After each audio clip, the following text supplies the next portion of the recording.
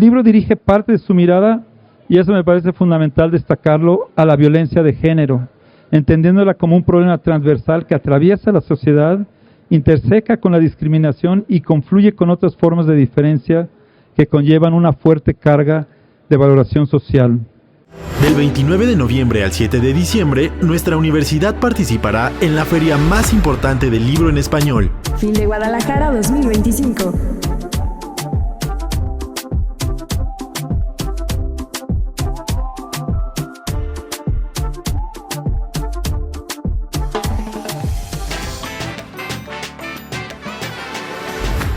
Libros UAM, Laboratorio de Futuros.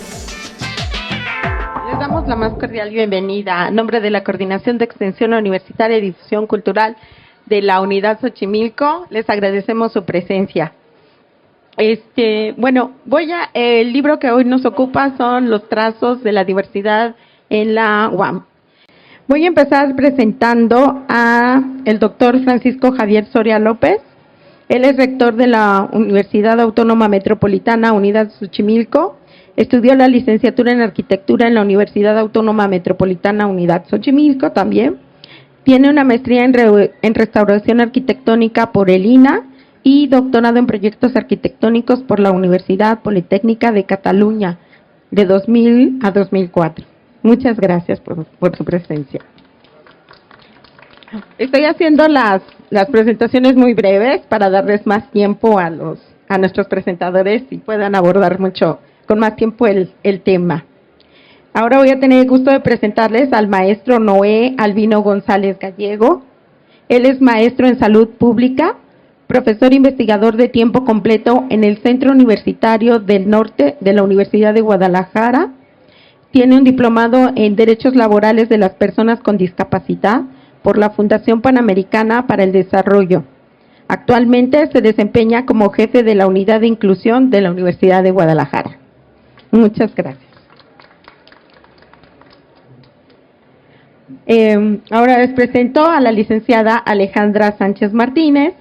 Ella es licenciada en Ciencias de la Comunicación y actualmente se desempeña como docente en el Tecnológico de Monterrey, Campus Guadalajara. Es representante en Jalisco del Movimiento de Personas con Discapacidad en México y en América Latina. Muchas gracias, es un honor.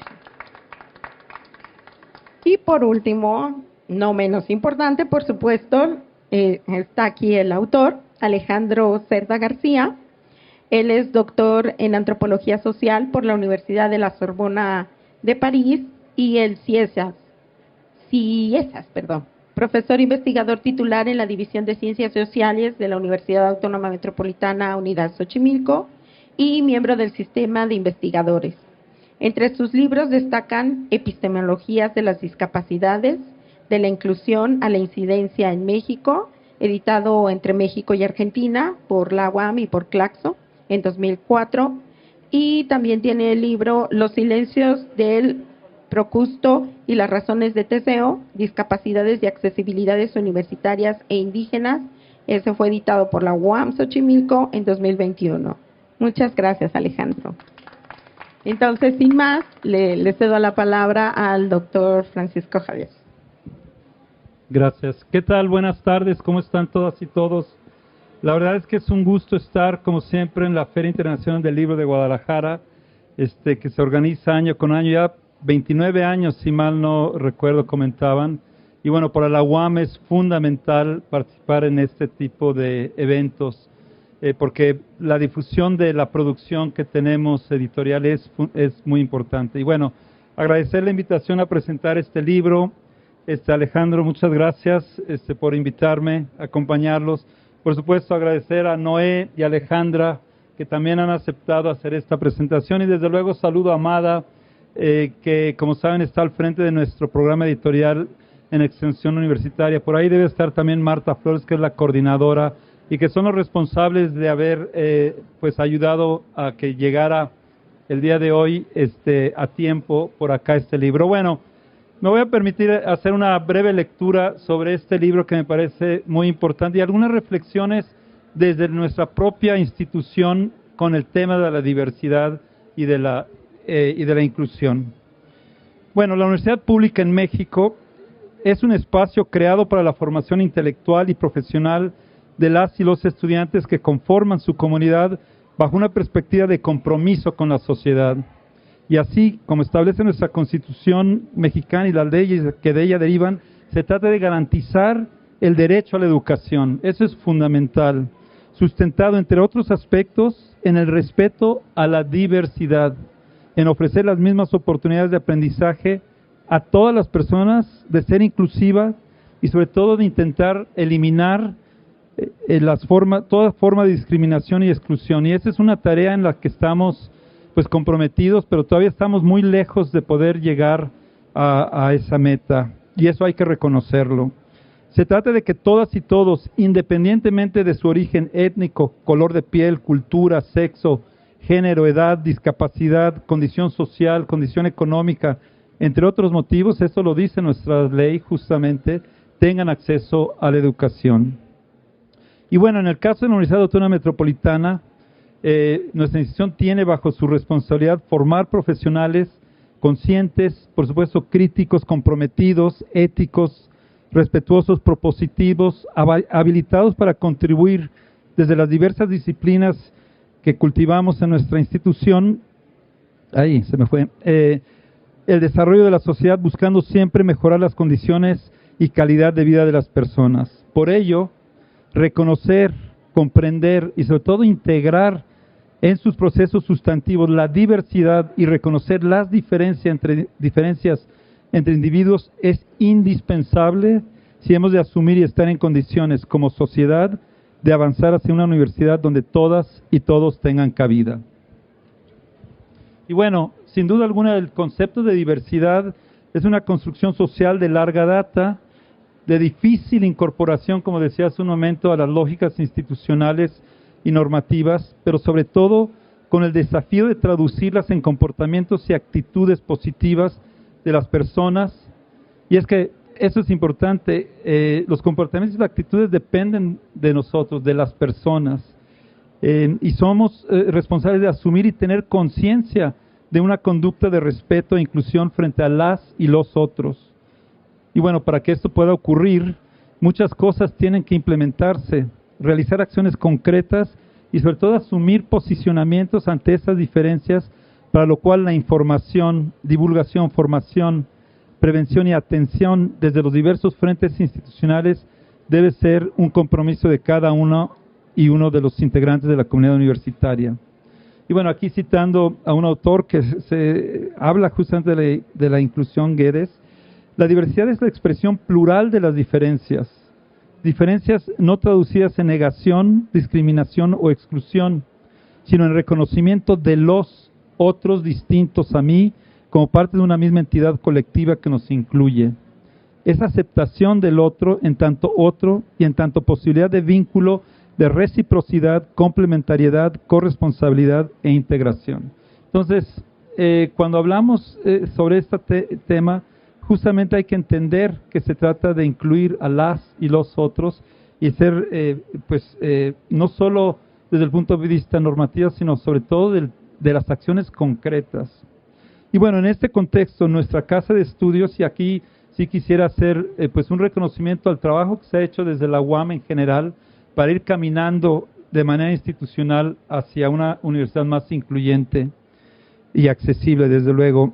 Además de cumplir con el marco legal nacional en materia de educación superior, nuestra institución ha generado, sobre todo en los años más recientes, instrumentos normativos propios que permiten a la institución avanzar en la construcción de una universidad más incluyente, accesible y sin barreras para toda su comunidad, así como para quienes deseen ser parte de ella. Entre otros, yo mencionaría de manera muy importante, en 2020 aparecen las políticas operativas de inclusión y accesibilidad para las personas con discapacidad en la unidad Xochimilco, y que va a ser el precedente para que después del 2022 a nivel de toda la institución se establezcan las políticas transversales de inclusión, equidad, accesibilidad y no discriminación. Y quería yo mencionarlo porque aquí Alejandro Cerda tuvo mucho que ver justamente en empujar y crear y trabajar con las comisiones que pudieron crear estos instrumentos. Por otro lado, también se han construido políticas institucionales afines a una postura de inclusión, de respeto hacia las personas y reconocimiento de la diversidad en todos los ámbitos, como son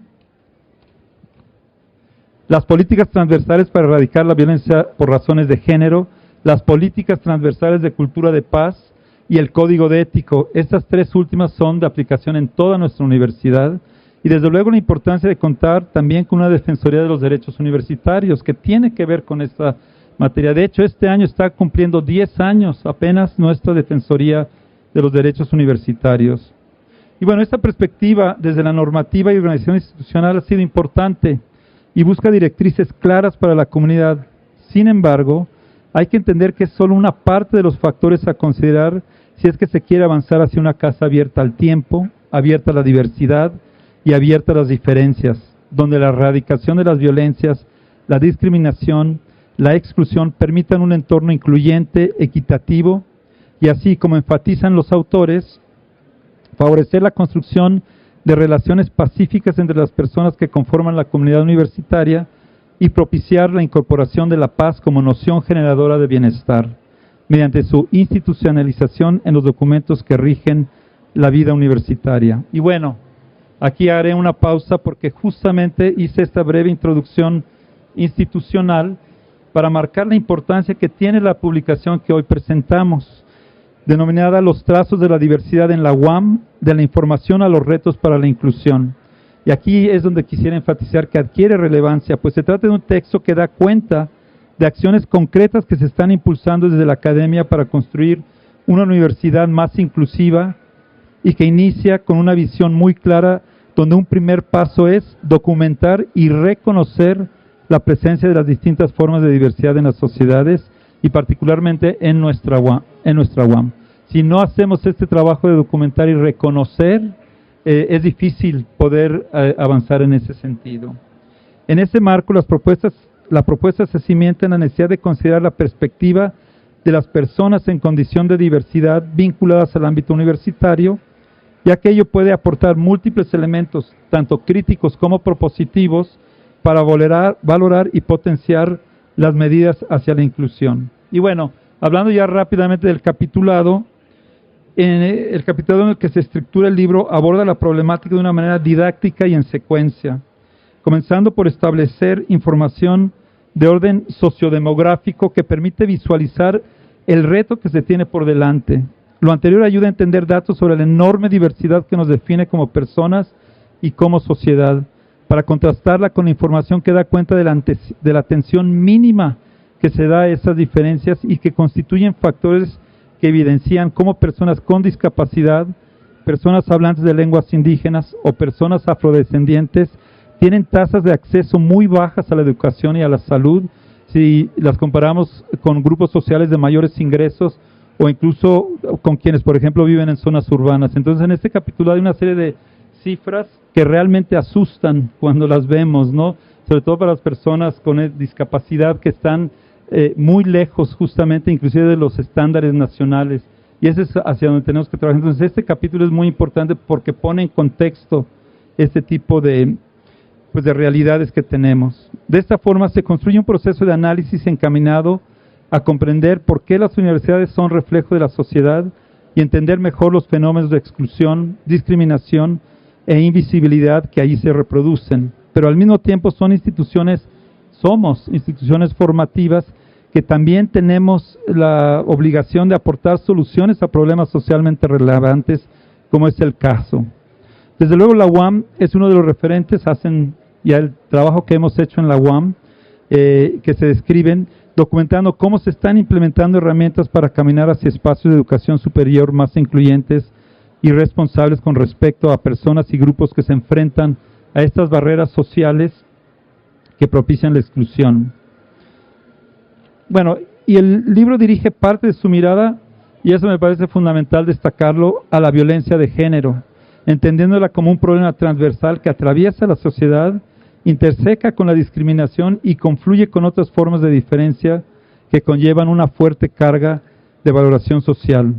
En otro apartado se explica de manera contrastada la información institucional que la UAM Xochimilco ha generado a través del cuestionario que se aplica al alumnado de nuevo ingreso. Es decir, estamos intentando conocer mejor a nuestra comunidad Este cuestionario inclusive ha generado algunas discrepancias, pero bueno, ha sido muy importante porque además se han seguido una serie de normativas y de regulaciones que en todo caso Alejandro ya nos podrá comentar. Pero a mí me parece que ha sido fundamental y nos está dando información para poder abordar mejor la problemática y que se considera un instrumento indispensable, como decía, para conocer mejor a nuestra comunidad y ser una vía para erradicar diversos problemas que enfrentan las personas con discapacidad, las personas LGBTTI o aquellas que pertenecen a pueblos originarios. Y bueno, toda esta reflexión en torno al reconocimiento de las diferencias y a los procesos de exclusión se enmarca, como cierre de la publicación, dentro del concepto de justicia, señalando que es necesario entenderla a partir de la corresponsabilidad y de considerar la diversidad de las necesidades que eso implica, más allá de la mera idea de igualdad de derechos y obligaciones. Es mucho más que solo eso, ¿no? De todos aquellos que formamos parte de la sociedad y donde la universidad juega un papel fundamental en los procesos de visibilización y búsqueda de alternativas para generar espacios de educación más incluyente. Entonces, bueno, yo les recomiendo mucho, porque uno se mete al libro y encuentra cifras y encuentra reflexiones. Hay participación además de algunos de nuestros alumnos, de Yeshua, por ejemplo. Pero bueno, voy a querer terminar estas líneas, en primera instancia felicitando al autor de este libro, al doctor Alejandro Cerda.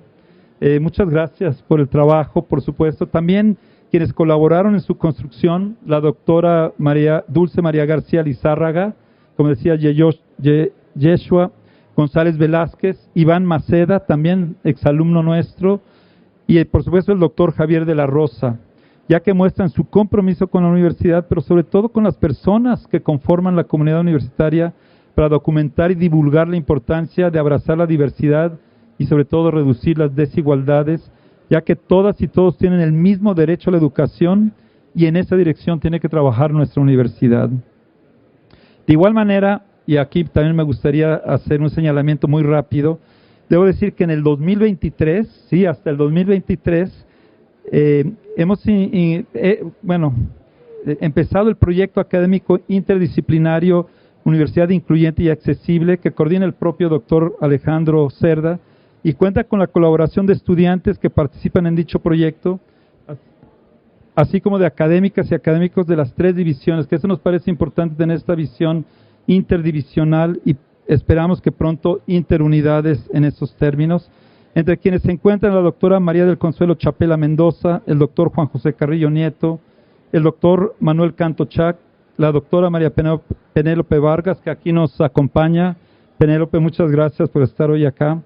Se trata de un espacio institucional creado con el fin de coordinar esfuerzos para contribuir a la construcción de una ética y cultura de la inclusión, la equidad, la accesibilidad y la no discriminación, a través de actividades universitarias que correspondan con la realización de las funciones sustantivas de nuestra Casa Abierta al Tiempo y con la participación dialógica de la comunidad universitaria.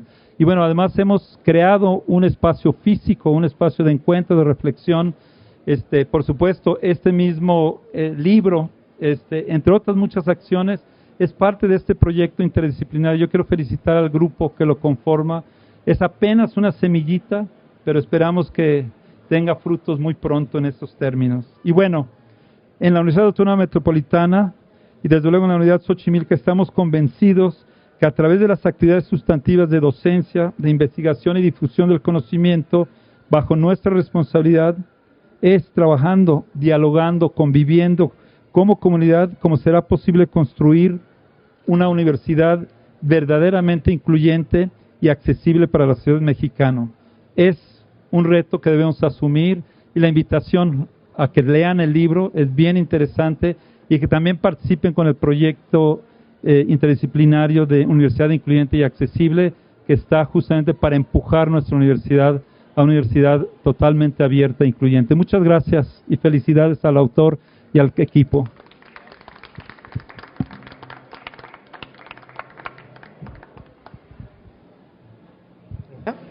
Muchas gracias, doctor. Maestro Noé, adelante.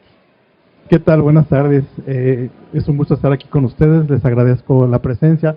Quiero empezar agradeciendo al doctor Alejandro Cerda la invitación para presentar el libro que ahora que estamos aquí todos reunidos para conocer.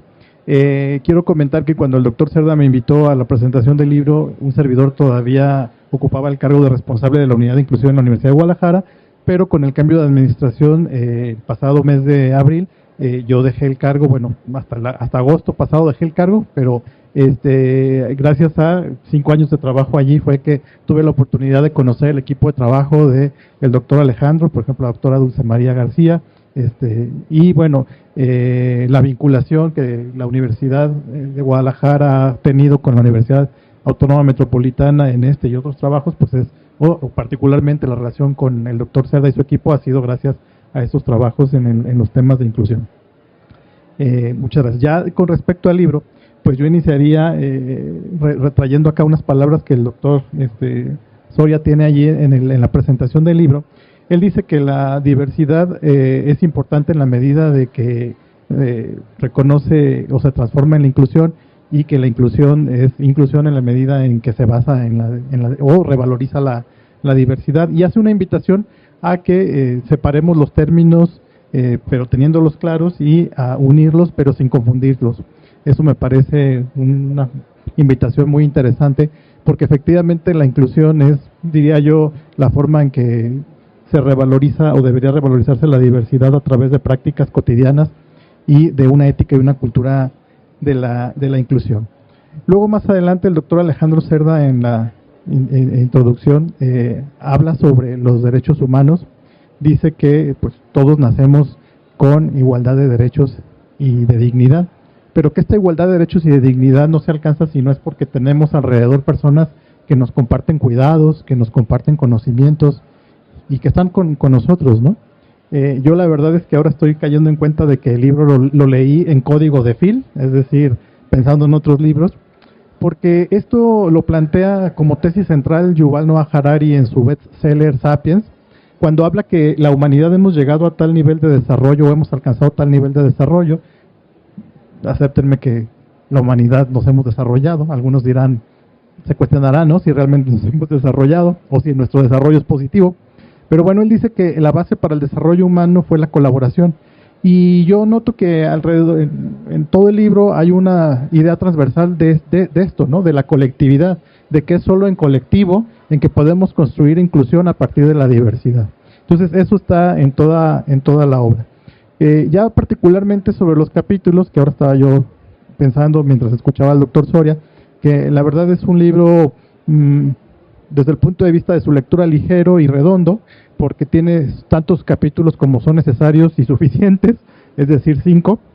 Bueno, no es que 5 sea un número mágico, ¿verdad? Pero son 5 capítulos que me parecen más que suficientes para dar una cuenta o entender de qué se trata cuando las universidades de educación superior quieren primero reconocer la diversidad en sus espacios y luego implementar acciones concretas para que la diversidad se transforme en inclusión de todas las personas que, como ya lo dijo también el doctor Soria, por diferentes motivos han visto vulnerados su derecho de acceso o sus derechos de acceso a la educación superior, lo que a su vez, como los derechos humanos son interrelacionados, pues también vulnera su acceso al trabajo, a la recreación, a la salud, etcétera, ¿no?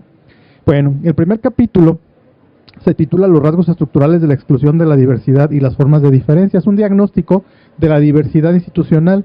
Yo creo que es el fundamento conceptual. De hecho, yo siempre, casi en todos los foros en los que me invitan, insisto en que cuando se trata de un modelo de inclusión, se tiene que plantear una epistemología de la inclusión. ¿Qué entendemos por la inclusión? Y bueno, este capítulo hace algo así, ¿no? Fundamenta conceptualmente la exclusión, la diversidad, las formas de diferencia. Me parece muy interesante una parte donde distingue entre diversidad y formas de diferencia, es decir, no es lo mismo ser una comunidad diversa o una institución diversa a que todos tenemos diferentes formas o trayectorias, privilegios, diferentes experiencias de vida que nos hacen tener también formas de ser diversos, ¿no? Aquí, por ejemplo, me hizo recordar 2 libros de Viri Ríos. Le digo que yo leí este libro en clave de Phil.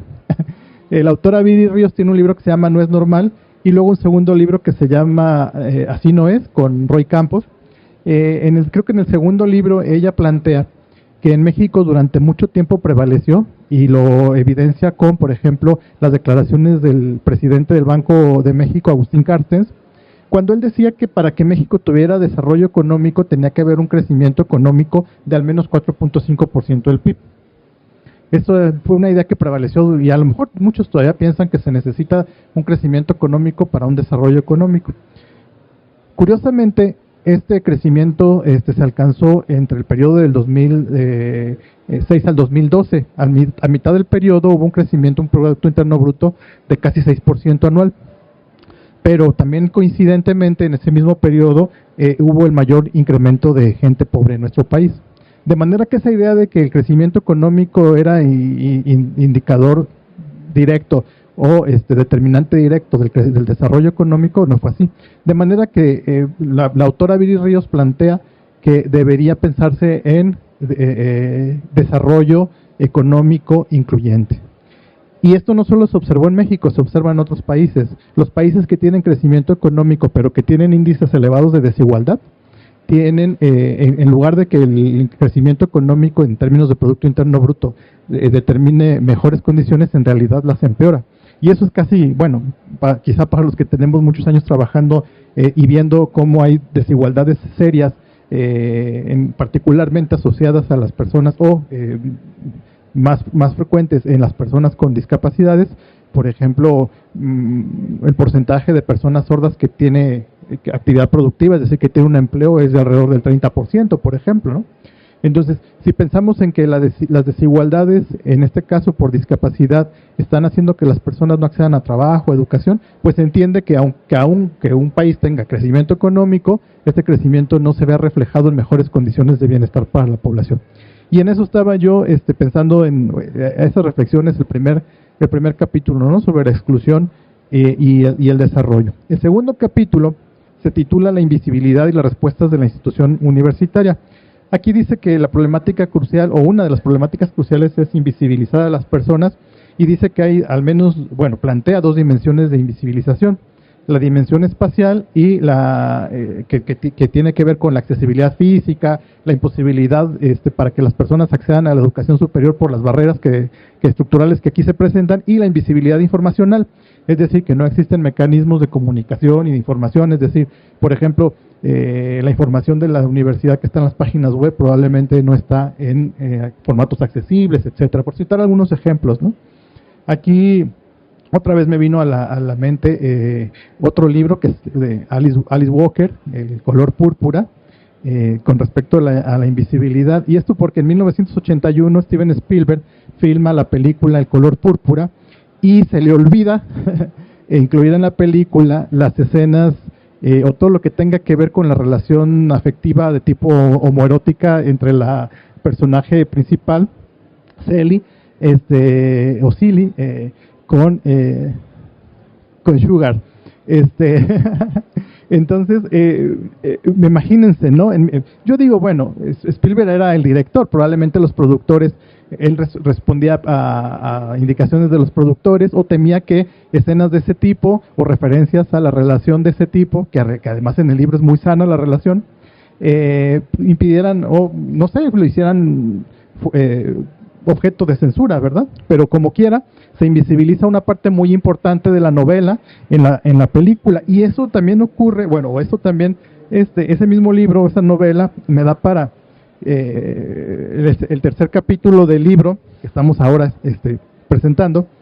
Este capítulo se titula La transversalidad de la violencia de género y la discriminación. Dice que la violencia de género y la discriminación operan de manera transversal, y me recordé aquella escena donde el esposo de Silly, que en realidad casi que la compra, ¿verdad? No es que estén enamorados, sino que él buscaba a una mujer para que cuidara a sus hijos después de quedar viudo. Cuando ella, cansada de los abusos, las vejaciones, los golpes, decide abandonarlo, él le dice: pero ¿por qué te vas? A ti nadie te va a querer, no sabes cocinar, eres negra, estás fea y eres mujer. Y entonces, aquí habla de cómo hay una transversalidad de la violencia que de todas maneras o bajo cualquier circunstancia también opera con perspectiva de género, ¿no? Y también habla de las interseccionalidades, es decir, de cómo una persona puede vivir al mismo tiempo diferentes formas de discriminación o de exclusión. Dice que la violencia de género continúa siendo una problemática profunda en las instituciones de educación pública. Nosotros, pues yo, que les digo, tengo ya más de 20 años en la Universidad de Guadalajara, pues también lo he observado, ¿no? Que es una de las formas que persisten, y bueno, y aquí se discute, ¿no? En el libro, ¿por qué la diversidad se transforma en violencia? O sea, ¿por qué somos más proclives a generar violencia contra las personas que son diferentes? Y bueno, dice que es un fenómeno estructural, relacional y sistémico. El cuarto capítulo se titula Información institucional sobre diversidad. Aquí habla de la información institucional que generan y que invita a que las universidades o instituciones de educación generen, porque lo primero que tenemos que tener claro es qué tan diversos somos para poder plantear estrategias, políticas, asignar recursos. Dice, por ejemplo, que hay 4 dimensiones de diversidad: diversidad sexogenérica, personas con discapacidad, pueblos originarios y hablantes de lenguas indígenas, y también el tema de la tonalidad de piel y afrodescendencia, que allí me remití inmediatamente a otro libro de Hernán Gómez Bruera, que a lo mejor por aquí va a andar, porque casi siempre viene cada año, que se llama El color del privilegio, ¿no? Donde se hace investigación empírica sobre cómo el color de la piel determina diferencias o exclusiones en el acceso a la educación, al trabajo, a la salud, entre muchas otras. Y bueno, dice que no tener, esto es muy interesante, lo tengo aquí también resaltado, que no tener conocimiento sobre la diversidad o cómo está conformada la diversidad de las instituciones se va a reflejar en ausencia de información que podamos utilizar y se va a traducir en discriminación pasiva. De manera que si queremos eliminar las diferentes formas de discriminación, pues es indispensable tener conocimiento sobre cómo están conformadas nuestras instituciones. En este caso de educación superior, pero aplica también para instituciones de salud, de recreación, por ejemplo, un museo, un teatro, etcétera. Ya en el último capítulo se resalta el debate filosófico sobre el concepto de justicia social. Ya el doctor Soria hablaba también recalcaba la importancia de incorporar en un modelo de atención a la diversidad con prácticas de inclusión el pilar de la justicia. Es decir, no bastan la equidad y la igualdad en el tema de promoción de la inclusión, porque tenemos que reconocer que la justicia no solo entiende que todos somos iguales en dignidad, en derechos, sino que también reconoce exclusiones históricas que se tienen que combatir de esa manera, es decir, combatiendo la fuente de la exclusión histórica. Yo pongo el ejemplo de la Universidad de Guadalajara, espero que no haya aquí. Están aquí al lado. Bueno, yo tengo derecho a decir porque trabajo en la Universidad de Guadalajara. No, miren, la Universidad de Guadalajara tiene por primera vez en su historia una rectora que entró en funciones en abril pasado. Y entonces, pues ya se alcanza, bueno, no solo eso, ¿no? También tiene mayor número de rectoras en los centros universitarios que rectores, hay más estudiantes mujeres en las aulas universitarias que hombres, o sea que podemos decir que la igualdad se ha alcanzado, y a lo mejor la equidad también, ¿no? Con los números que tenemos, pero tenemos que reconocer que para que estemos equiparables, porque ha habido 150 rectores, ¿verdad? Antes que la rectora actual, entonces nos faltan 149 rectoras. ¿Sí? O sea que si cada rectora dura 6 años y nos faltan 149, ¿cuántos años nos faltan, verdad? Para alcanzar la igualdad de género en el número de rectores y rectoras históricamente. Entonces, la justicia social reconoce que el que las mujeres no lleguen a ser rectoras es una deuda histórica acumulada hacia el pasado. Y entonces, el solo hecho de que haya ya una primer rectora, sí, claro, es un gran avance, lo reconocemos, nos ponemos felices y contentos, pero no es lo mismo equidad e igualdad que justicia social. Y por eso pongo ese ejemplo, porque creo que es muy revelador al respecto. Y bueno, este capítulo se concluye afirmando que sin reconocimiento de la diversidad, sin debate sobre los bienes comunes y sin corresponsabilidad, nuevamente aparece el concepto de corresponsabilidad y colectivismo, no hay justicia posible, de manera que tenemos que estar todos involucrados, pero sobre todo, y lo más importante, que quienes dirigen las instituciones estén convencidos, y por eso a mí me da mucho gusto, por ejemplo, que esté aquí el rector, porque eso es indispensable en el primer paso de la inclusión, tener el apoyo de quienes dirigen las instituciones. No sé si vaya a haber otra participación después, otra ronda de participaciones, o ya no, porque me queda un poquito, o tengo tiempo o no.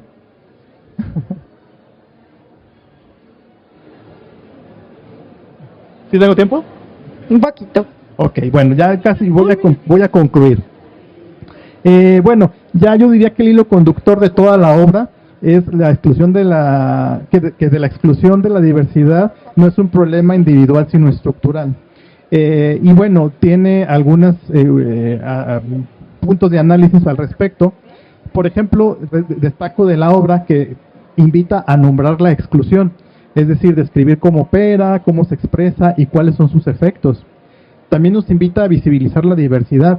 Yo diría que, además de visibilizarla, habría que revalorarla, es decir, reconocer que una institución tiene mayor valor entre más diversa es. Recopilar datos, reconocer trayectorias históricas y legitimar las diferencias. Invita también a comprender la transversalidad, demostrando que la violencia y la discriminación nos afecta a todos por igual, porque todos tenemos diferentes factores que nos hacen pertenecer a alguna minoría. También nos invita a proponer un modelo de justicia que transite desde considerar que el individuo es autónomo hacia la corresponsabilidad comunitaria.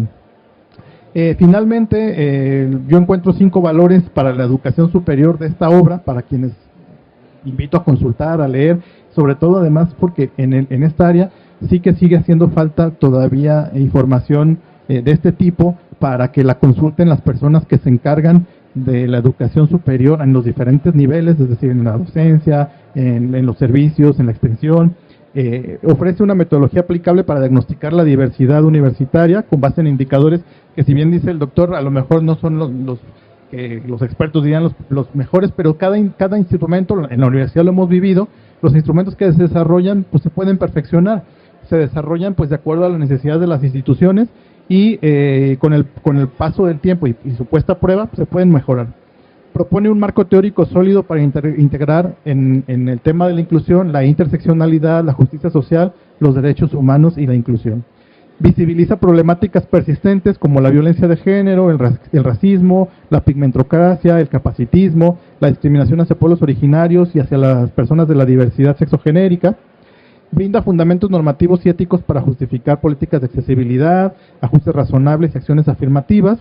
Por ahí se toca un poco el tema también del autoanálisis que se hizo sobre los procesos de selección de alumnos, que no estoy muy familiarizado con la UAM, pero en el caso de la Universidad de Guadalajara, que se aplica una prueba estandarizada que diseña el College Board, un organismo internacional con sede en Puerto Rico actualmente, pues es una prueba estandarizada que no reconoce la diversidad de formas de pensar, la diversidad de lenguas, las diferentes diversidades, y en cierto sentido, pues son pruebas o mecanismos de selección de estudiantes que son por definición excluyentes, y entonces hay que repensar cómo hacemos para mejorar esto. Finalmente, ya ahora sí, plantea una visión de universidad corresponsable que sea capaz de transformar su cultura institucional y contribuir a la construcción de una sociedad muy justa. Bueno, aquí hay 3 libros que anoté que también me recuerdan y yo les quisiera recomendar: el de Desigualdades de Raimundo Campos Vázquez, El color del privilegio, ya les mencioné, de Hernán Gómez, y El Mi Reinato, la otra desigualdad, de Ricardo Rafael, porque todos estos presentan evidencias empíricas de las fuentes de la discriminación y la exclusión en nuestro país, no necesariamente en la educación superior, pero que también aplican a la educación superior, ¿verdad? Yo agradezco la atención, muchas gracias y cedo la voz. Bien. Gracias. Bueno, muchas gracias. Entonces le procedemos a dar la palabra a Alejandra. Muchas gracias. Bueno, pues buenas tardes todos, todas, todes. Mi nombre pues es Alejandra Sánchez Martínez y pues hoy tengo el honor de estar representando al movimiento de personas con discapacidad. Bueno, este espacio, pues agradecerle también a mi líder del movimiento, que es Marta García, que pues ella, de hecho, pues para mí ella debería de tener este lugar, pero pues el día de hoy nos tocó estar aquí con ustedes y es todo un honor. Muchas gracias.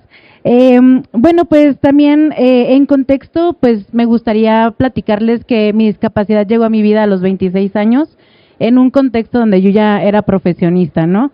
Y de ahí pues descubrí una causa que me motivó y que se convirtió en un propósito, ¿no? Que justo pues es que ninguna persona con discapacidad tenga que luchar sola por sus derechos, ¿no? Y bueno, pues quisiera pues tomar el tiempo también de darles un poquito de contexto sobre nuestro movimiento. Surge en México, en la Ciudad de México, en el 2020, a través de nuestra propia voz, ¿no? O sea, a través de la comunidad de personas con discapacidad y a través de sus propias luchas. Somos un movimiento social que busca dignificar nuestras vidas, defender nuestros derechos y ocupar los espacios que nos corresponden dentro de la sociedad. Y bueno, pues también trabajamos para visibilizar la discapacidad desde nuestra perspectiva, reconociendo la diversidad que existe dentro de nuestro propio colectivo, ¿no? Porque no todas las discapacidades son visibles y no todas tienen pues las mismas necesidades, vaya. Porque no es lo mismo, justo como lo mencionaban, ser mujer con discapacidad que ser hombre con discapacidad, ¿no? Entonces, muchas veces ser indígena, afrodescendiente o parte de la diversidad sexual implica doble o triple discriminación, ¿no? O sea, vayamos sumándole todas las etiquetas que nos vamos teniendo como personas, ¿no? Entonces, nos vamos enfrentando cada vez más y más a más retos. Y bueno, pues creo que este libro parte de una premisa muy poderosa, que es necesitamos información para existir socialmente, ¿no? Para diseñar políticas públicas, para remover barreras, para abrir escuelas, generar accesibilidad y garantizar derechos.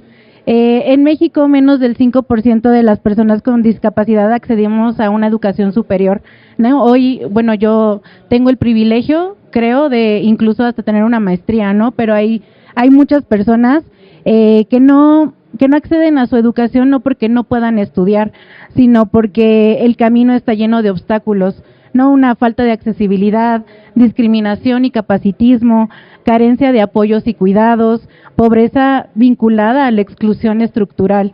Y justo en las universidades, gran labor la que están haciendo el día de hoy, muchas felicidades, son las que deberían de ser espacios de transformación, como lo están siendo el día de hoy ustedes. Muchas veces reproducen esa exclusión porque la universidad es el reflejo de la sociedad, ¿no? Es ahí donde estamos formando pues al futuro de nuestra sociedad.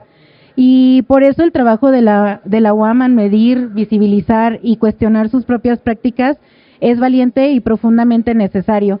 Y bueno, pues este libro no solo nos da números, ¿no? O sea, nos da también argumentos, contexto y sobre todo responsabilidad, porque si ya sabemos cuántas y quiénes somos, ¿qué sigue? ¿No? O sea, no nos podemos quedar ahí.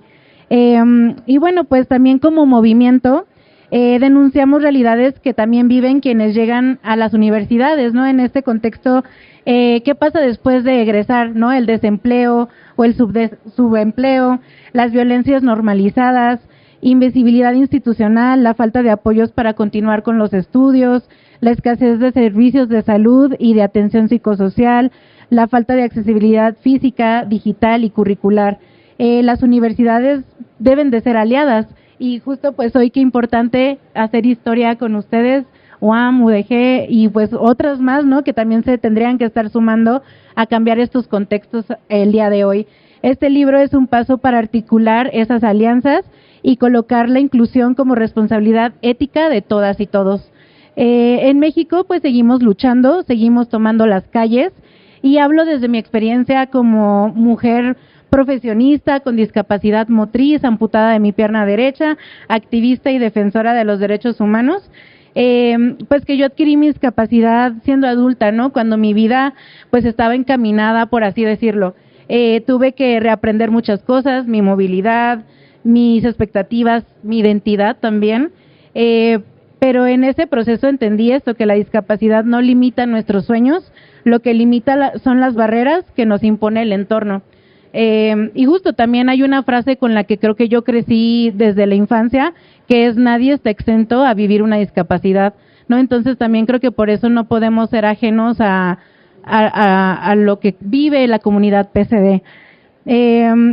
Y bueno, pues por eso lo que exige nuestro movimiento de personas con discapacidad no es compasión, lo que exige es justicia y accesibilidad porque no queremos sobrevivir, queremos vivir y queremos pertenecer, ¿no? Justo, bueno, pues me gustaría cerrar también un poquito mi participación invitándolos porque esta semana, el 3 de diciembre, se conmemora el Día Internacional de las Personas con Discapacidad Y bueno, pues los invitamos a ser parte de una visibilización colectiva.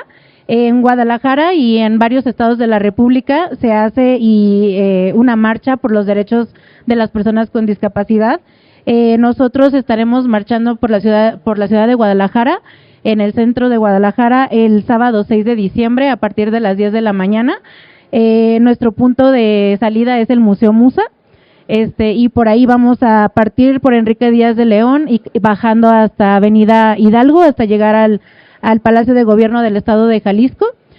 Ahí pues nuestra intención es hacer un pequeño espacio también de micrófono abierto para que nuestra comunidad pueda expresar pues todas las injusticias, algunos de los proyectos que se han desarrollado a lo largo del año y que no han tenido respuesta.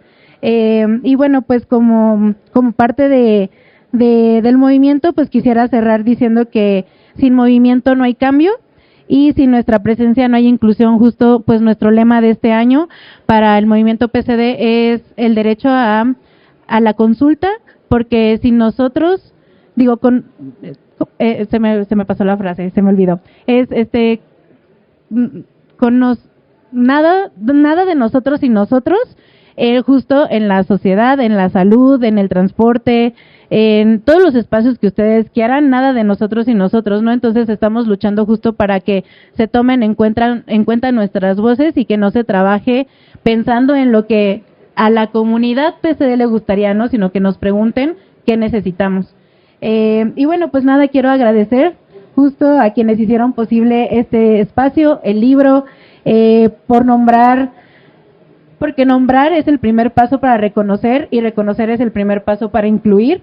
Las personas con discapacidad no buscamos privilegios, exigimos lo que cualquier persona merece, que es acceso, equidad, participación y una vida digna.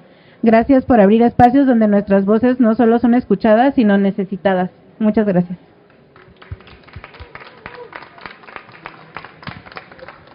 Muchas gracias, Alejandra. Gracias por compartirla. Alejandro, si gustas. Bueno, pensé en decirles 2 o 3 cosas que considero que son importantes. La primera es que hay muchas personas incluyentes que están detrás de lo que aquí se está poniendo en este libro, ¿sí? O sea, bueno, ustedes ya escucharon los vínculos que tenemos aquí con nuestro rector, el doctor Soria, con Noé, de estar trabajando desde hace años en los diplomados, en varias cosas que se hicieron desde la UAM, el vínculo que tenemos con el movimiento de personas con discapacidad. La UAM también editó, es un libro digital que se llama Como Ríos de Fuego por las Calles, la marcha del movimiento de las personas con discapacidad. Está también editado por la UAM, está disponible en línea, porque hay un vínculo orgánico con los movimientos, con los grupos. Parte de la idea del libro es plantear que los números son importantes, pero son relativos, son contradictorios en sí mismos, ¿no? Platicábamos con Noé hace un momento, hay una queja permanente de que las personas con discapacidad o con diferentes formas de diversidad dicen, pues no somos números, no nos traten como estadística, y tienen toda la razón, ¿sí? Y entonces dicen, ¿por qué se hacen más números en un libro como este? ¿Sí? Porque están invisibilizados, ¿sí? Porque necesitábamos que eso se viera dentro de una institución, ¿sí? Y a partir de eso, bueno, pues se hace este libro. Entonces hay una serie de luchas históricas de todos estos actores que han luchado durante décadas para esa visibilidad y por esos derechos, ¿sí? El movimiento de personas con discapacidad, pero tiene una historia amplia que tiene que ver también con el movimiento por el reconocimiento de las personas de la diversidad sexual de los años 60, 70 que se manifestaban aquí en México,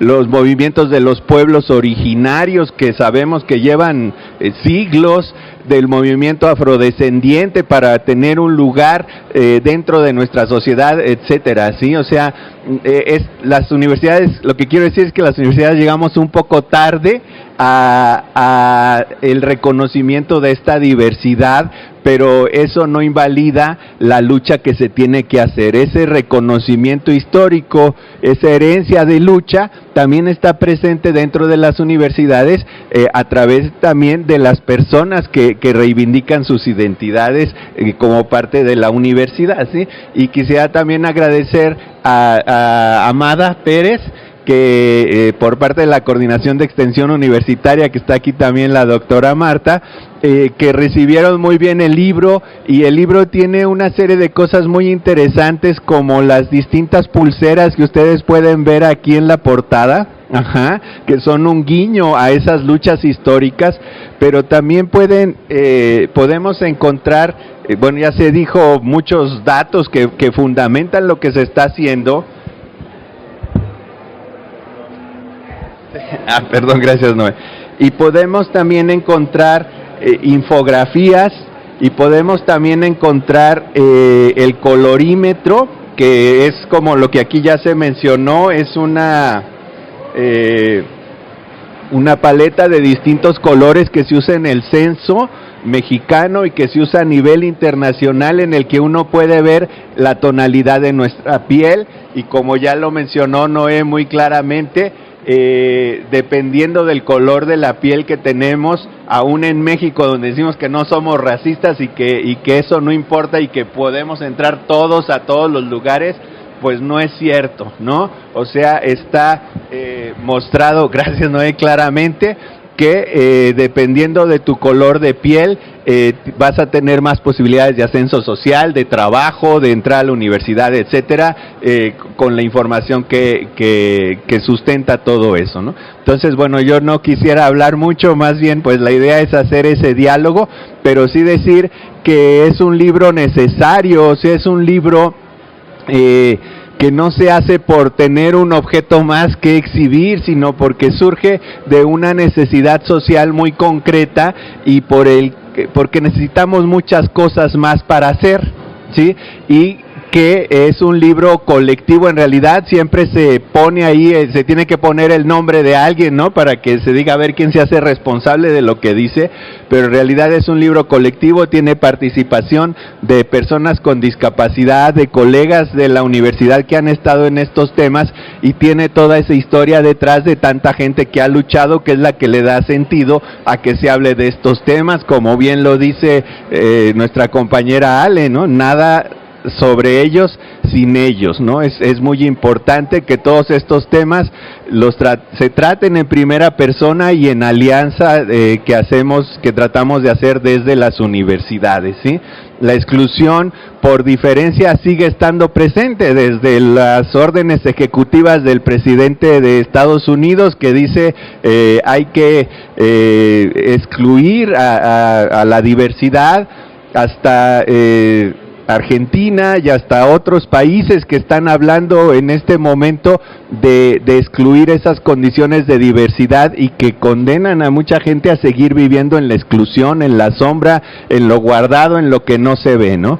¿Cuántos autores de lenguas originarias tenemos en esta feria, por ejemplo, no? Ya si hiciéramos la comparación de juntar todos los libros que hay aquí, ¿cuántos serían hechos por autoras mujeres y cuántos hechos por hombres? Ya tendríamos una diferencia, pero si hablamos de pueblos indígenas, tendríamos otra. Y si preguntáramos cuántos son hechos por personas trans, o cuántos son hechos por afrodescendientes, por personas de pueblos originarios de otras formas de diversidad, pues tendríamos porcentajes mucho menores, ¿no? Se arrebata y de manera invisible la posibilidad de hablar por nuestra propia lengua, ¿no? De hablar por nuestra propia voz, y eso es lo que está en juego. Y bueno, pues la invitación es a ello, a que en toda la sociedad y en todas nuestras instituciones avancemos en este tema de la diversidad. Y el libro trata de ser didáctico, porque precisamente en sus anexos tiene una guía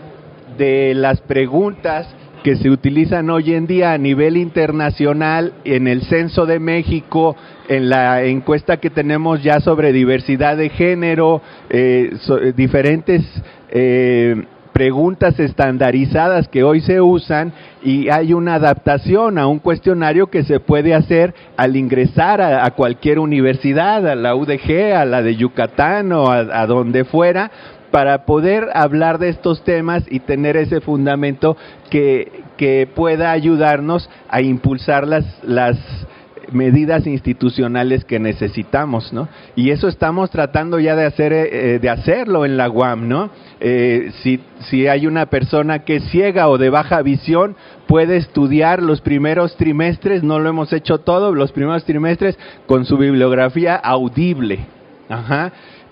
Si hay una persona en un grupo determinado que tiene una necesidad especial por su condición del oído, por tener una experiencia psiquiátrica, por no hablar totalmente el español porque no es su lengua materna, hay una carta de ajustes razonables que se puede dar a ese profesor, a esa profesora, para que haga las adaptaciones necesarias y que esto que aquí decimos no quede solamente como ideas abstractas muy interesantes, sino que incidan realmente en ese trabajo en el aula, en lo que esa joven está necesitando para que concluya exitosamente sus estudios y para que pueda acceder a un trabajo, ¿no? Que como sabemos, para cualquier persona el trabajo pues es lo que te mantiene, es tu sostenimiento, es tu autonomía a final de cuentas a través de lo económico, y sabemos que esa autonomía se ve mucho más dificultada, con mucho más barreras cuando se está en una condición de diversidad, ¿no? Lo que quisiéramos entonces es que el ser diversos no nos excluya, sino que nos haga parte de nuestra sociedad y de las universidades, ¿no? Muchas gracias.